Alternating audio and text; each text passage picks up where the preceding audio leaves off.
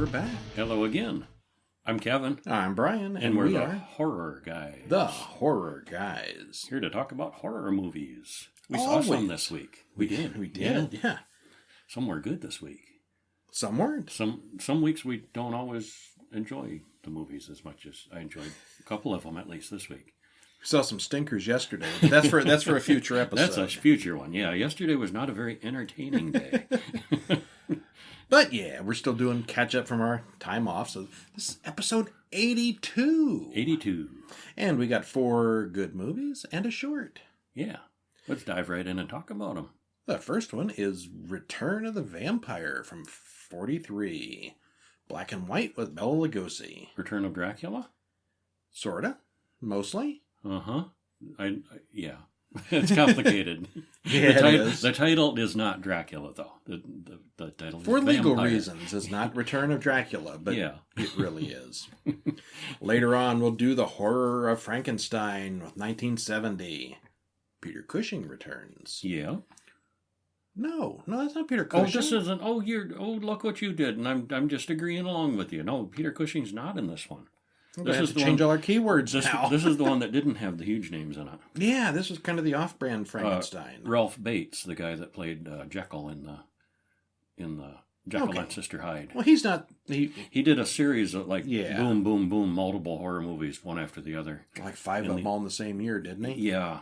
It was quite a binge that he did. Somebody at Hammer liked him a lot. Yeah. Hey. But only for a little while. Hey, let's hire him some more. Well, he did quite a few things, but yeah. Yeah, mostly for Hammer. Or you mean later on? Oh, later on, too. Okay. Yeah, he was doing stuff up until 1990. Then what? And then he died in 91. Nothing recent He then. He didn't do anything after he died. Yeah. But he was a lot of TV stuff, single episodes, multiple episode characters, and yeah, he did a lot of work. All right. Yeah. Yeah, he was in the Taste the Blood of Dracula, and then he was in the Horror of Frankenstein, Dr. Jekyll and Miss Hyde. The Ten Commandments. TV series? I don't know. TV series. Lust for a Vampire. That was another horror movie. Uh-huh. Yeah. Yep. Taste the Blood of Dracula. Oh, you said that already. Yeah. Lust for the Vampire. Wicked Women TV series. Yeah, he 1970 was a busy year for him. Mm-hmm. Lots of TV, lots of movies. Looking at the coming up schedule, Lust for the Vampire. We have that on there somewhere. Yeah, I think. it's coming. It's coming. In early September. So yes, people, we do plan these things. Okay, so Return of the Vampire, Horror of Frankenstein, VHS from 2012. Finally saw that. Yeah, that's a lot more dated than I thought, too. Yeah, I remember a lot of people saying it was really good when it came out, and I never got around to it. Yeah, same here. It wasn't convenient at the time, not any particular reason. Well, now we have. And then, last we watched the more recent film, The Room, from 2019. What would you wish for? If you could wish for anything. And we have a short film made by a high schooler. Entered into the high school contests. Well, are you ready? I'm ready. Well, here we go. Let's do it. I'll be back. Yes. No. Dracula would say, I will be back. I will be back. Yes. Yes. So Dracula came out in 1931, and he got staked at the end of the movie. Spoilers. But Dracula could never come back, could he? Well, he doesn't in this movie. Yeah, he does. No. Yeah. No, it's not. It's not. It's totally not. They tried very hard to avoid being Dracula. But it's so obviously. It's Bela Lugosi, and it's like, They wrote the sequel to Dracula and then could not get the licensing for the Dracula name. So they made him a generic vampire. Yeah, Armand Tesla. Also known as Dr. Hugo Bruckner. He had kind of an alter ego, double identity going on. So this is Bela Lugosi as a very important vampire figure who was killed many years ago and is now returning. And has come back for You revenge. Fill in the blanks. Okay, directed by Lou Landers, written by Griffin J. and Kurt Newman, stars Bela Lugosi, Frida Inniscourt, and Nina Falk. 1 hour, 9 minutes. It's from 1943, still black and white. 12 years after the original. Did you like it? I did. Yeah, I did too, overall. It had some issues, but overall, yes, I definitely did like it. I like how they did it in two different eras. They started out, well, you'll talk about this, 1918, and then he gets put on ice, more or less, and gets roused again in World War II. Yeah. So there's, It's been 12 years since the first movie, but they kind of stretch it out and modernize it and get it all current. So there's some of the people, that are the same in the record of, this creature. Yeah, there's people who remember him. Yeah. Well, we flash back to 1918 during the Great War. Andreas the werewolf enters the cemetery and goes into a crypt. The werewolf speaks to its master. "It's time for you to awaken, master. It's time for you to go out." So the vampire rises from the coffin, and a dog howls. Arr! Arr! Andreas brings him up to speed on the day's events. The girl is still ill, and they have called in a professor to help with her mysterious ailment. Not Van Helsing. It's not Van. It's what they call him. It's totally not Van Helsing. He's totally not Van Helsing. Yeah. It sounds suspiciously similar to a plot of a very famous vampire movie from the 30s. Uh-huh. Meanwhile, Professor Saunders is treating Mrs. Norcott, the girl in question, but she definitely doesn't have anemia. Ms. Norcott gets really frightened about a dream and then dies. Saunders reads about the vampire, Armand Tesla. Norcott's symptoms sound a lot like what is described in this book. Meanwhile, Tesla comes into the door to the children's room and has dinner. Mm-hmm. Just a little taste. Yeah, the next morning they can't wake little Nikki, and she has bite marks on her neck. Saunders and his nurse Jane go to the closest cemetery in the morning, looking for the vampire's coffin. They follow footsteps in the mud, straight to Tesla's lair. They open the coffin and find that it's occupied. Huh. They use a mirror to test that he's really a vampire. The werewolf servant approaches, in the daytime, just as they drive the stake through Tesla's heart. The werewolf dies as well, turning into a human. But he's not dead. He's cured. So, okay, this werewolf character is new. There was no werewolves in the Dracula movie. But in this one, he's a minion of Tesla, who's somehow enslaved to him. The magic of being a werewolf is somehow tied to Tesla. Yeah. The story of the werewolf has changed a bit. This guy, he's created by Tesla. Yeah. And, when Tesla goes, the werewolf goes, Yeah. Okay, so Tesla's dead. The world is good. Yeah, until... Years later, during the Second World War, Saunders is killed in a plane crash, and Jane forwards his journals into the hands of Sir Frederick, the head of Scotland Yard. Tesla was a scientist who studied vampirism, but it got him upon his own death. Somehow he became one. Mm-hmm. Jane may be facing a murder charges for stabbing that man in his grave many years ago, the detective says. If they find a body with a stake in it when they open the grave. Will they? Yeah. Just then, the Germans attack, dropping bombs all over London, including the old cemetery. Tesla's coffin has been blown open, and two men find the body with a spike stuck in it. What happens if we pull this out? We find out. Well, Jane and Andreas work together to help a German defector, Dr. Hugo Bruckner, get set up in London. That evening, Andreas is walking alone, and he hears the call of the vampire. Tesla is back.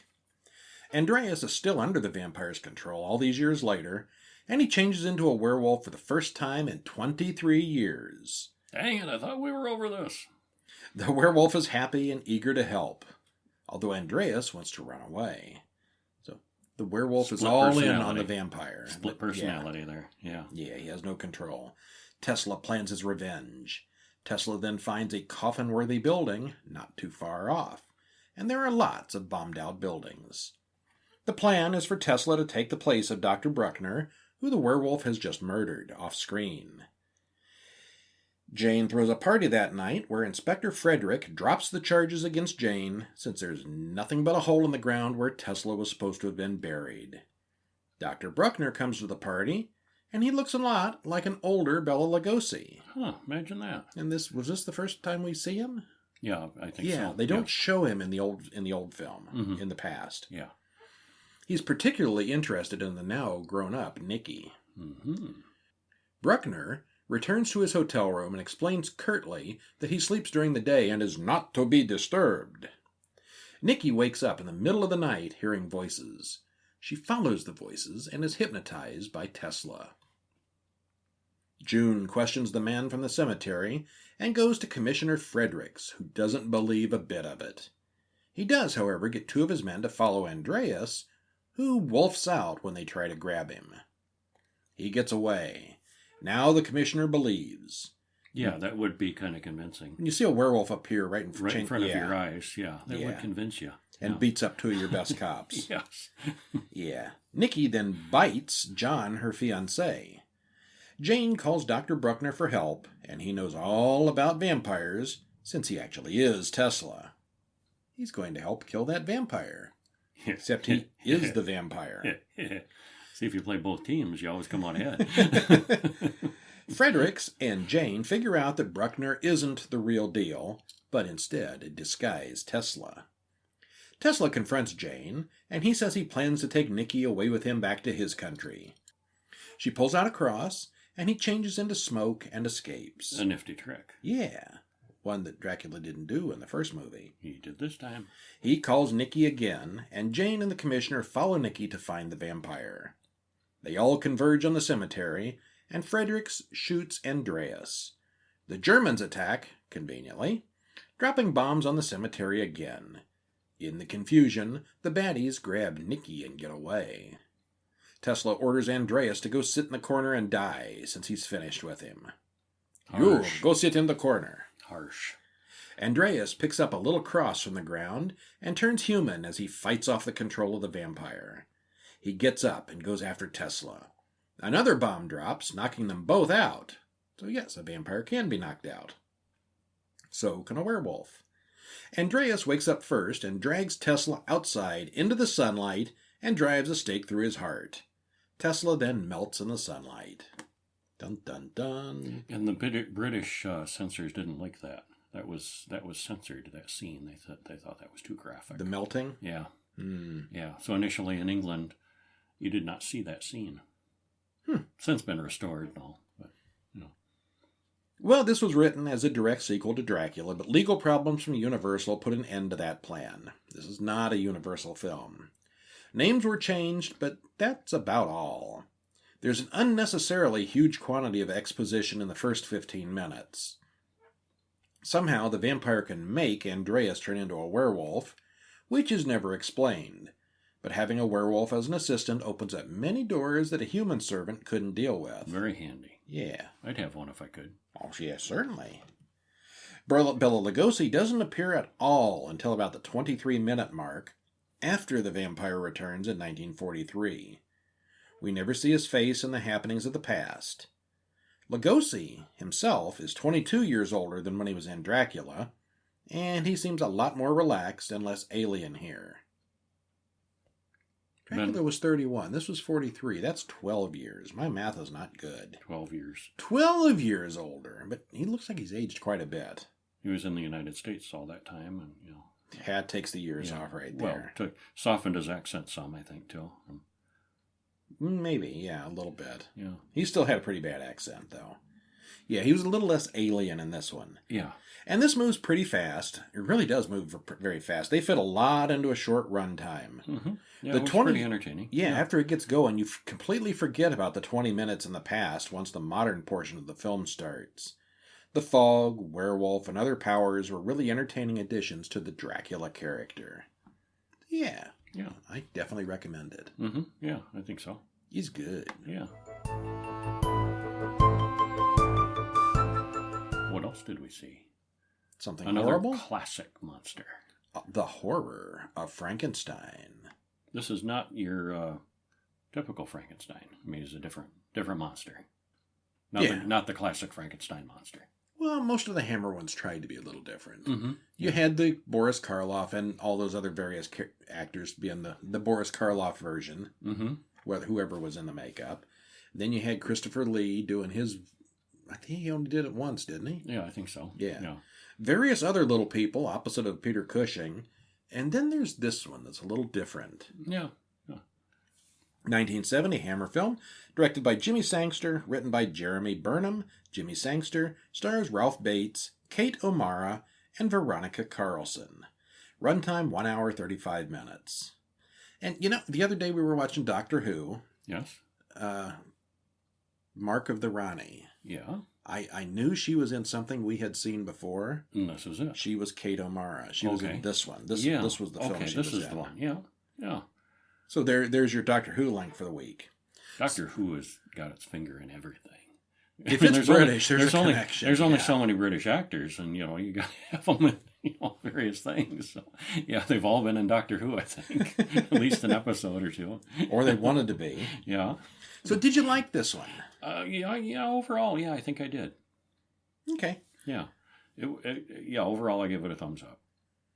Yeah, I mentioned last week that Dr. Jekyll and Sister Hyde was on every weekend.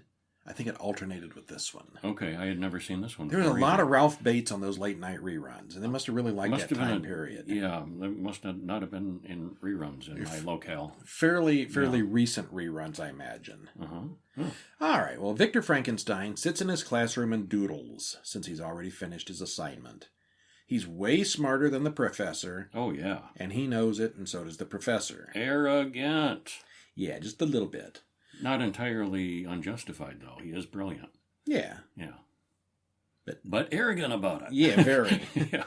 So he has friends and a girlfriend, and other than being smart, he seems pretty normal. His father, the old Baron, is a pervert, boinking Elise the maid, and the old man refuses to finance his son's hobbies any longer. Well, I don't know about pervert, but lecher, certainly. Well, I think she's supposed to be a minor. Okay, yeah. So pedophile there. Okay, I didn't pick up on that. Yeah, how young she was supposed to be. I think, but he's also married, and yeah. Well, yeah. Yeah. Okay, I didn't catch on the age thing, but yeah. Okay, that's worse than I thought. He's not a nice person. He's lecherous. Yeah. And pedophilic. And he and his son do not get along. So you should go out hunting with me every week instead of staying in here with these silly old books. All right. Well, Victor asks to go to university, and the Baron replies, "You'll see me in my grave before I let you go off to Vienna for a few years." Well, as a matter of fact. Up to the task. Uh-huh. So Victor then... You challenged the wrong person there. All right, you want it. If you insist. Victor sabotages the father's gun to explode when fired. Well, the dead body thing happens a lot faster than the old man expected, and Victor then goes off to school. It's not long until he gets the dean's daughter pregnant, and the old dean insists that Victor marry the girl. Victor decides it's a good time to take off from school. Well, one thing after another. It is, yeah. Victor's... I'll just go out on my own. Yeah, I don't need those guys anyway. Thought. Yeah. Victor's got a human arm in his room, and he hooks it up to a little wind-up generator. When the generator comes on, the arm makes an obscene gesture. "I think I'll send it to the headmaster," he quips. On the way back home, Victor and his new friend Wilhelm shoot a bandit and kill him, rescuing their old friend Elizabeth and her father. Wilhelm and Victor start unpacking the lab equipment, and another old friend, Henry, has joined the police force and stopped by to talk about the shooting of the highwayman out on the road. Turns out the man's head had been cut off and is missing. Huh, I wonder who did that. Victor denies knowledge of anything. Certainly not him. Wasn't me, No, I don't know nothing about that. No. Victor then steals a favorite pet turtle from Elizabeth's father. They kill the turtle and then hook it up to Victor's machines. They turn on the power and manage to jumpstart the turtle. And we could probably insert a Franken-tortoise joke here. It's alive, alive! It's very slow, but it's alive. But it's slow, but it's alive. Yeah. Franken-turtle. Next, Victor wants to make a real person. Because, one step from people is turtles. Oh, sure. How much harder could it be? Yeah, nothing to it. Well, he hires him a man to bring him bodies. Well, the parts start arriving, and Wilhelm warns him to stop as things are getting a little out of control. A boat capsizes, and Victor winds up with a pile of corpses to work with. He starts cutting them up. Picking and choosing them parts. And he's got a little diagram on the wall that he's got it all planned Looks out. like one of those beef cut diagrams. Yeah, hands from this and forearms and yeah. He starts cutting up the bodies, and Elise watches him through the door. He dumps the leftover parts into a vat of acid. An excessive vat of acid that you know is going to be used for other things. Yes. It's Schrodinger's acid vat. Schrodinger, huh? Excessive. Is that the expression? You're thinking Chekhov's gun. Chekhov's vat, yes. It's Schrodinger's acid. Is it acid or is it water? Jump in and find out. No, wrong person. But anyway, it's so big and so excessive that you know it's going to be. It is quite the contraption. Somebody's going to end up in that. Yes. Well, Wilhelm then decides to quit and threatens to tell the authorities what Victor is doing. Nothing I say will change your mind? Victor asks, right before electrocuting Wilhelm. He then poisons Elizabeth's father because he needs a fresh brain. Yeah, he's really not got any qualms against killing. No, he knows what he wants. He goes after it. Yeah, he's a genius, so therefore he gets what he wants. Elizabeth is now penniless, and she goes to Victor for help. Elise doesn't like this one bit, and she uses her influence to persuade Victor otherwise. The grave robber drops the brain, and it gets punctured with broken glass. Ain't it always the way? Abnormal. Just once he needs to have a good brain. Abnormal. Abnormal, yes. Victor pushes him into the acid tank, and that's one less loose end. Finally, all the parts are assembled, and there's an electrical storm overhead. Serendipity. Yeah, Victor throws the switch, and lightning strikes. The monster awakens and escapes nearly immediately, and then the killing out in the countryside begins. Yep, Victor frames his chef for the murder, and then recaptures the monster and chains him in the basement. Oh, and the monster is David Prowse, who was the physical presence of Darth Vader. Yeah. And other things. A real big guy. Big and muscular, for real. And I like in the original 1977 Star Wars, Dave Prowse was in the Darth Vader costume. Mm-hmm. They had him read the lines, and he gave all this dramatic performance because he thought they were going to use his voice. They told him that, yeah. They didn't realize that and then they were going to dub it. Dubbed it over, yeah. He was not happy when he found out they didn't use his words. That would have helped with the acting of the other characters, I would think. I would certainly think so, yeah. Yeah. Stand there, shake your fist at somebody, and don't say anything. That would have been a disappointment, though. Yeah, it would have. Yeah, well, Darth Vader would not have been so good without the voice. No, that really did make it a lot. Yeah. Well, eventually the grave robber's wife comes looking for him, and she threatens to go to the police. Victor then sends the monster after her, and he kills her easily. Henry, the policeman, starts suspecting Victor may be hiding the killer. Elise then tries to blackmail Victor, so he shoves her in with the monster. Oop, one less problem. He gets out again and attacks a little girl, and then is seen returning to the castle. He attacks Elizabeth, who sees him but does survive. She tells Henry, who charges up to the lab, but Victor has hidden the monster in the drained acid pit. Nobody would look in there. What could go wrong? The little girl then follows them in and pulls the rope that dissolves the monster in acid. Because she's just an aimless child playing with all the buttons and nozzles and, oh, what's this rope do?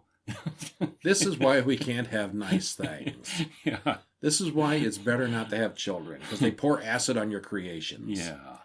Yeah, and then the police leave, never knowing what really happened. All the evidence got burned up by acid. Thanks, kid. Yeah. Well, there are many, many characters in this, and a lot of backstory and fun details as well. I mean, you get to see his college years and things. Mm-hmm. There's a lot of humor here, maybe more than necessary. If you look at the story beats and basic plot outline, it's the same as 1957's Curse of Frankenstein. There's enough humor and witty dialogue and editing that you really have to pay attention to see that it's so close to the same story. Even when he pushes the maid in the room with a monster. Mm-hmm. That happened with Christopher Lee. Yeah. Same thing. Death by acid, just like Christopher Lee. Ralph Bates was really quite good as Victor Frankenstein in this one. Yeah. Yeah, and I think he was pretty good in everything, really. Yeah. Ralph Bates replaces Peter Cushing in an attempt to attract a younger audience, and he's excellent here. Peter Cushing was getting pretty old at this point. Well, yeah, pretty long in the tooth by 1970. Yeah, this was his third or fourth Hammer film in just a few years. And of course, as we already said, the monster is played by David Prowse, the bodybuilder who played inside Darth Vader's suit in all the Star Wars films. And he's a bodybuilder, so he looks way too developed for an assembled monster. Yeah, where do you find all those bodies that are built in that size and shape? And they all match, and they probably, splice the muscles together too, and it seems like that's... It's a little bit of a stretch. Yeah. Then again, Frankenstein always claimed he wanted to build the perfect man, so maybe his beefiness isn't that unexpected. Yeah, why anybody would make these horribly disfigured monsters if your goal is to design the perfect man, I don't know. You'd want somebody who's really built and look good, wouldn't you? Yeah. Yeah, you want somebody that's not going to make everyone scream. Mm-hmm. Look, it's the perfect man. With a flat head and bolts coming out of his shoulder. Scars. And out of his neck. Well, this one's got a big veiny forehead, but otherwise looks like basically a normalish human. Mm-hmm. Yeah. He's probably the least interesting looking Frankenstein of all the Hammer films. Least monstrous of him. He looks like a bodyhead with a big forehead. Bodybuilder with a big forehead. Yeah, basically, yeah. Yeah. But yeah, overall, I kind of did like it. Not the best, but definitely not the worst. Mm-hmm. Did we see a short? We saw a short. We did see a short. A very short called Dante, a Replication. Yeah, it came out just a few weeks ago, 2020. Written, directed, and produced by Diego Andaluz. Stars Dante Andaluz. I'm assuming they're brothers. Keeping it in the family, I think. Yeah, runtime 2 minutes, 39 seconds. So you probably could have seen it in the time it took us to introduce this already. It is a short one. Well, did you like it? I have to give it a thumbs up, yes. All right. Yes. It was good for what it was, yes. Yes. It's an early work by a youngster, probably with a zero budget. I thought it was clever. Yeah. Yeah. And yeah. I mean, an excellent first attempt. For what? Well, if it's maybe he's made other attempts, but yeah. Well. But yeah. I noticed on the little logos on the title screens, high school film festival. So it's made by high schoolers. So it's definitely not your high-end professionally made one. But considering all things, got to give it a thumbs up. Yes. It's got everything it needs. Yeah. Yeah, a kid plays on his phone. He's Dante, but he's also calling Dante. There's a long sound of a dial tone, which I immediately noticed. You don't actually hear dial tones on an iPhone. You pick up an iPhone, you just start dialing. You don't get a dial tone. And how many people have never heard a dial tone in their life at this point? Well, there are people of adult age who probably have never heard a dial tone. Or a busy signal. Yeah. Everybody's got voicemail. Yeah, with the e-phones and, yeah. Anyway, there's a dial tone in this one. How many people have never put a quarter in a phone? What? You used to put quarters in phones? How does that work? Back when we were little, there were probably people said you never had to crank up the operator, did you? Yeah. Wow, yes. Back when there were words in the phone numbers. Yeah. I don't remember that. Mm-hmm. And letters. Yeah. Yeah. Well, anyway, phone anachronisms aside, he gets up and walks through the house, which literally takes half the film to get to the living room. Seriously, he goes from the bedroom, down the hallway, down the steps, through the kitchen. It takes like a minute. It's a 2-minute movie. So, yeah, it's a short one. Yeah. And then he sees himself standing there. Then he sees himself dead on the floor. And he runs through the backyard. Suddenly, his dead body is gone. But then, there's someone behind him. Ooh. And well, this is mighty impressive for one person to do all the work, but it's more of a school project than a serious for competition style short film. Well, it was no Fight Club, but yeah, nothing actually happens here. It's just a kid stuck in some kind of time paradox. So the story is very simple. And yeah, it was decent. I say you should check it out, support this kid. Hopefully he'll make more stuff, keep getting better, do more. Make longer ones at least, yes. Yeah. All right. Speaking of people who should have given up. Okay, it's not that bad. VHS from 2012. VHS? What's that? I don't know why it has the slashes in the name. Videotape? Videotape? I remember those. I remember those. Yeah. I remember back before those. They're not that ancient. I mean, this was 2012. VHS was still hot. I keep trying to find these old horror movies that are really hard to find. I keep thinking we probably need to actually invest in a videotape machine at some point. Some things are still mostly on VHS out there. Some things are. It's just crazy talk, but yeah, it's real. The struggle is real. Well, this relies heavily on tapes, VHS. Yeah, found footage. Mm-hmm. Directed by Matt. Well, I mean physical tapes with the place they break into. It's all everything's on tape. Yeah. Directed by Matt Bettolini-Olpin and David Bruckner. Written by Brad Miska, Simon Barrett, and a bunch of other people because it's an anthology. Stars Calvin Reeder, Lane Hughes, and Adam Wingard. Hour and 56 minutes. Link in the show notes if you want to pick up a copy. So, did you like it? I did. Overall, wasn't great, but I liked it more than disliked it. How's that? I'd give it a solid 5. I'd give it a 6. See, all right. See, I liked it more than disliked it. I didn't hate it, but I would hesitate to call it good. Almost. I mildly regret the time spent on this one. Oh, harsh. Makes me want to see the others, too. Yeah, there were sequels. Yeah. Called VHS and VHS 3 and VHS 4 and DVD and DVD 1. Oh. They should have made it DVD. Blu-ray 1. Yeah. Digital streaming 1. So anthology, and generally anthology is pretty good. Yeah, sometimes. Well, so I thought some of the stories anthologies, you usually have a stinker and some good ones. Some of the stories were better than others. And that's the way these things always work. Mm-hmm. So we start out watching a grainy videotape of a kidnapping from a parking garage. Then we see people with baseball bats destroying an empty house. Then we see an amateur porn. We soon see that this group of guys are planning to break into a specific house and steal one particular videotape. It's not explained why. They know there's an old man in the house, but they go in anyway. They find the old man in the living room watching a bunch of TVs all turned on simultaneously. And he's apparently dead in the chair. Oh, yeah.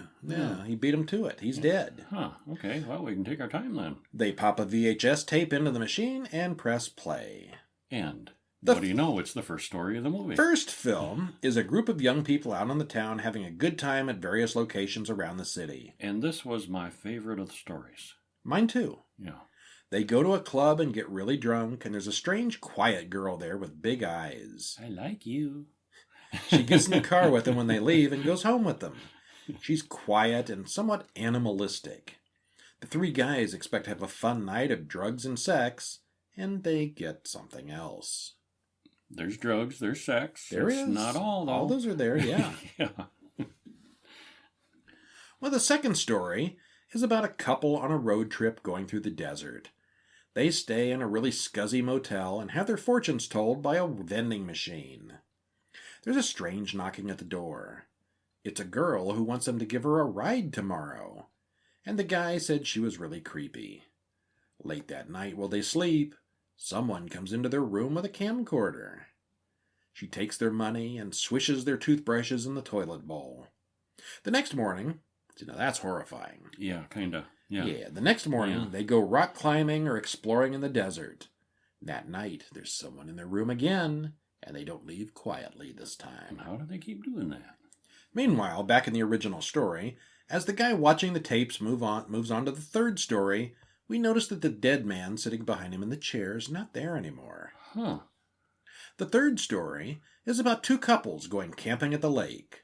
From time to time, the camera shows us glimpses of dead bodies scattered around the landscape. One of the girls tells the others that, "You're all going to die up here." Yeah, later, she's a great fun to bring along. She is. Yeah, she's a barrel of laughs. Later, she adds, "I don't even remember what you look like." And it sort of gives a hint that maybe the other three are already dead. But then we find out what she really meant. Yeah. And that was a pretty cool twist, I thought. Yeah. Yeah. The fourth story is a Skype call between Emily and her long-distance boyfriend. She talks about hearing footsteps inside the apartment. She calls him back that night while there's something at her door. Suddenly, a small child runs through the room and slams the door. They see it again the following night. During the day, she starts cutting herself. And that night, we find out what's really going on, and it's not what you might expect. So there's lots of twisties in this. Yeah, oh yeah. And all these anthologies always seem to have a twist. Yeah, they do tend to. The short films like that, the twist is really what they're all about. Mm-hmm. We then return to the house of videotapes, and we find out that maybe the dead man in the chair wasn't the only one home. And the fifth segment is on Halloween night, and a group of guys head off to a party. There's no one at the party house, so they let themselves in. The lights are blinking on and off, but they don't seem to notice. Is the house haunted, or is this all just a prank by the owners of the house? No, the cult really is doing a sacrifice in the attic. Wait, could this be the wrong house? It certainly is. Yeah. So there's 5 individual little short stories plus the wrapper story. And apparently, not one building used in this movie had electric lights. Or maybe they did, but there weren't any switches. Lots of time in the dark. Yeah, either way, the directors had some big aversion to turning on the lights, which would have cleared up several of these stories. At least somewhat. All these people walking around in these dark rooms and dark houses. These are houses that have the power turned on. These are not abandoned warehouses. This is somebody's house that people live in, and they don't turn on the lights. You know, I get up in the middle of the night to go pee. I turn on the lights. Why would you want to fall over something? And I thought it was especially striking in the one with the girl and the Skype call to her boyfriend, and she feels like the house is being, or the apartment is being haunted. There's someone in the house with her, she thinks. And yet she leaves all the lights off, goes in the bedroom, and then, looking out through the bedroom door at the dark house, why could you not turn on the hall light or something? All the lights in the house, and then go to bed. Yeah, some of these stories would have been totally ruined if they'd have simply turned on the lights. Hers especially just seemed that way. And there's no reason. Just because it's nighttime, you don't have to let it be dark in there. You can turn on all the lights. There's no blackout. There's no broken bulbs. There's no power out. There's no reason whatsoever not to. There is a lot of gore in the stories, but generally not much in the way of special effects until the 3rd and 5th segments. It seems well done, but it's kind of hard to follow the visuals, so it may not hold up so much on a second watch. If you like shaky cam and think Blair Witch was the most watchable film ever, you'll love this. It is kind of a found footage kind of thing. It genuinely looks like someone filmed the whole thing on a low-quality camera. Which maybe they did, or maybe it's just supposed to look that way. It's supposed to look that way for the realism. Yeah. And the only one that isn't seriously shaky is the 4th film with all the Skype calls. And for the most part, the individual stories are pretty good and definitely not predictable, but the shaky cam and blurry video is just too much. How anybody thinks this stuff is enjoyable enough to sit through 2 hours of it is really the scariest thing about the film. I give it a 6. I liked it more than disliked it. So there. Yeah.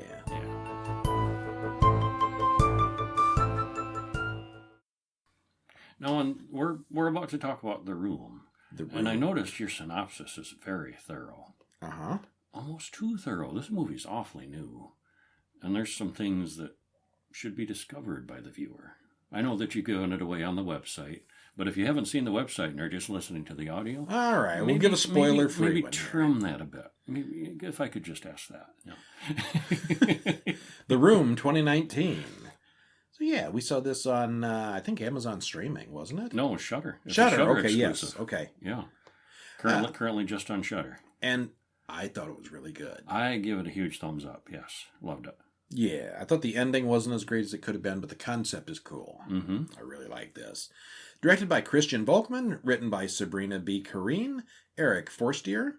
Stars Olga Kurilenko, Kevin Jensens, and Joshua Wilson. Hour and 40 minutes. Link in the show notes. It's got a Kevin in it, so you know it's good. Yeah. Yeah, okay.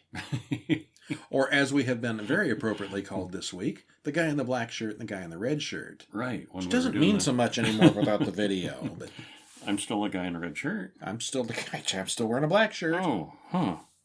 Or maybe it's blue and it's dark in here. Who knows? Yours is bluish. Yeah. Theater of the mind, people. Picture the black shirt and the red shirt in your mind. And picture me wearing a jester hat. All right. I'll have to picture that one too. Wow. Okay, so the room. And, yeah. Kate and Matt are unpacking at their new home in upstate New York. She promises her mother on the phone that it's not a ruin. It does need a little bit of work. Fixer-upper, but it's really a nice big house. Kate finds a dead bird inside, then she takes it outside to bury it. But the bird vanishes before she gets into the ground. Did it fly away? No. We find out more about that later. Matt finds a door that has been wallpapered over, and it has a fascinating locking mechanism. Once they figure out how to get the door open, the power starts flickering. And they get the electrician to come work on the wiring, and they find the most complicated mess of cables and machinery that anyone has ever seen in their basement. The electrician explains that the previous owners were killed in this house. Matt Googles it and finds that it's nicknamed the House of Blood, and finds numerous headlines going back to 1975. And the electrician just recommends, leave it alone, it's fine. It works, don't mess with it. Yeah. Matt goes into the new room drinking that night and wishes he had another bottle when he's finished. The lights flicker, and when they come back on... There's another bottle. Where'd that come from? Huh. He tells Kate about it, and she asks for, give me $1 million, which suddenly appears from nowhere. They start wishing for lots of things and having a lot of fun with it. And this goes on for a little while until they actually start to get used to it. And that's a kind of a fun montage of their excesses and things they think of to try and do. And even like, and this is not giving anything away. This is in the trailers, like even astronauts. They were in spacesuits floating and, very, just every, every luxury and extravagance and everything. Well, what would you wish for? That's really the fun part of the movie. That's where it starts getting complicated. Because there's tricks involved. Some things you can't do. Mm-hmm. So Matt wants Kate to try to have a baby. They've been trying to have a baby for a long time now. And she's afraid of trying again because she hasn't been able to carry. They lost the first 2 attempts in the past, and she's afraid to try again. So he goes for a drive, and she goes into the room and comes out with a new baby. She did a shortcut. Matt says this isn't what he wanted, and he wants her to just get rid of it, because making a baby that way is just wrong.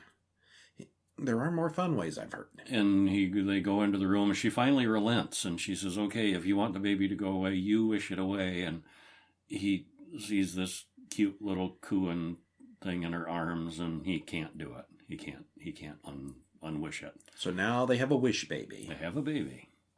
Matt grabs some money and goes to visit the murderer from the 1975 case at the mental hospital. This man's been there for 45 years without a single visitor. The man advises him to get out of the house before it's too late. He explains, the only thing more dangerous than a person who can't get what they want is a person who can get whatever they want. On the way back, he tries to pay for gas and finds that the money that he thought he had with him has turned to dust. Turns out, any item that the room makes turns to dust when it leaves the house. Everything. So, you got a baby. What are you going to do with this baby that you can't leave the house with? Well, I've got 6 more paragraphs that explains what happens with the baby, but you're going to have to go to horrorguys.com to read that one. Well, in the preview, you do see that the baby is older. Yes, the baby ages. And it's aging is what it does. Anything taken out of the house, the threshold, it ages rapidly. So money gets really old and turns to dust pretty quickly. But the baby grows. The dead bird in the beginning turned to dust pretty quickly. Yeah, which they didn't realize at the time. But. Yeah. All right, so anyway, it's good. Yeah. Of course, the main selling point of this concept is what would you wish for? And I know I could have come up with a few good attempts, certainly something more interesting than a baby. Although it's never explained, the room is clearly a machine, not some kind of supernatural thing. Well, it might have a touch of the supernatural. It might, yeah. But it's yeah. And he when he's trying to figure out what's going on too, he figures out the whole house is wired with this weird, complicated wiring. Yeah, it's not just wiring in the basement. The whole house is that way. Whoever designed this is, Well, the movie started out being a lot of fun, but like most TV series and marriages, once the child shows up, it's kind of ruined. Well, things do change. Yeah. Once Shane comes into the picture, Both Matt and Kate get really nasty towards each other for no clear reason. Oh, I think the reasons were clear. It was causing tension and, At any point in the climax, one of the characters could simply have wished for everything to stop. Computer, end program, like they say in Star Trek. Yeah. Or they could have wished for a weapon or anything else to make the final battle easier. And there were 1,000 ways the story could be told, and they could easily make a series from this concept. It's a great idea, the story's good, and I was very entertained. Yes, extremely. But you want to argue with something. Well, the later times when it seems like they could unwish, or the kid, he had nothing to do all day except study the diagrams on the wall. I think he figured out how to truly use the machine. And I think he more or less locked them out, where they were very limited on what commands they could issue anymore. I didn't pick up on that. Yeah.